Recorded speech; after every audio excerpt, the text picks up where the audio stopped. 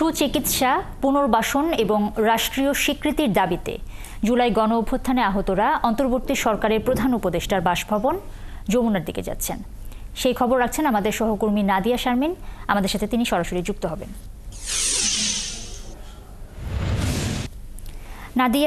নাদিয়া, আহতরা এখন কোথায় আছেন, কি কি দাবি নিয়ে তারা প্রধান উপদেষ্টার বাসভবনের দিকে যাচ্ছেন এবং প্রধান উপদেষ্টার পক্ষ থেকে তাদেরকে কোনো বার্তা দেওয়া হয়েছে কিনা, সব মিলে বিস্তারিত যদি বলেন।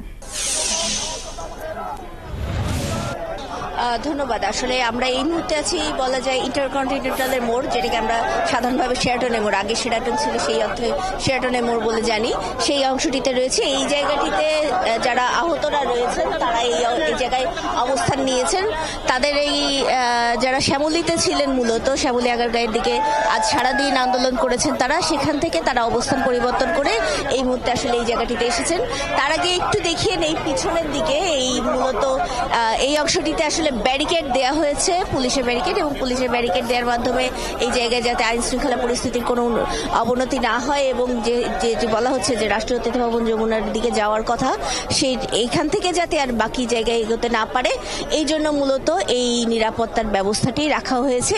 এর পরবর্তীতে আমরা দেখেছি যে এই ব্যারিকেডের বাইরে এসে যারা আন্দোলনকারী ছিলেন তারা বিভিন্নভাবে এই জায়গাটিতে এসে পৌঁছেছেন এবং এই আন্দোলনের তারা যুক্ত হয়েছেন এবং আন্দোলনে যুক্ত হবার পর তাদের মতন করে এই জায়গাগুলোতে স্লোগান দিচ্ছেন, ভাষণ দিচ্ছেন এবং তার মাধ্যমে তারা জানাচ্ছেন তাদের দাবিগুলো। আমরা একটু এখানে যারা আহত আছেন তাদের একজনের কাছ থেকে জেনে নিতে চাই যে আসলে কি ধরনের আছে, কি ধরনের দাবিগুলো তারা রাখছেন বা কি কি দাবি তারা জানাচ্ছেন এবং আজকে এই জায়গাটিতে এসে তারা আসলে কি জানাচ্ছেন।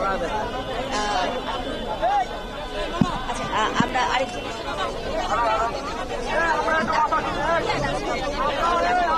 আসসালামু আলাইকুম, আমি মোহাম্মদ হুসাইবা হোসেন পারভেজ। আমরা এখানে প্রধান উপদেষ্টার বাসভবনে এসেছি। আপনারা জানেন কালকের থেকে আজকে সারাদিন শ্যামলী পঙ্গু হসপিটালের সামনে হইতে শ্যামলী শিশু মেলা এবং আগারগাঁ রাস্তা টোটালি বন্ধ ছিল। তা আমরা আমাদের অধিকারের আদায়ের জন্য প্রধান উপদেষ্টার বাসভবনে এসেছি। আমাদের অধিকার আদায়ের জন্য না ফয়সালা হবে সে পর্যন্ত আমরা এখানে আছি।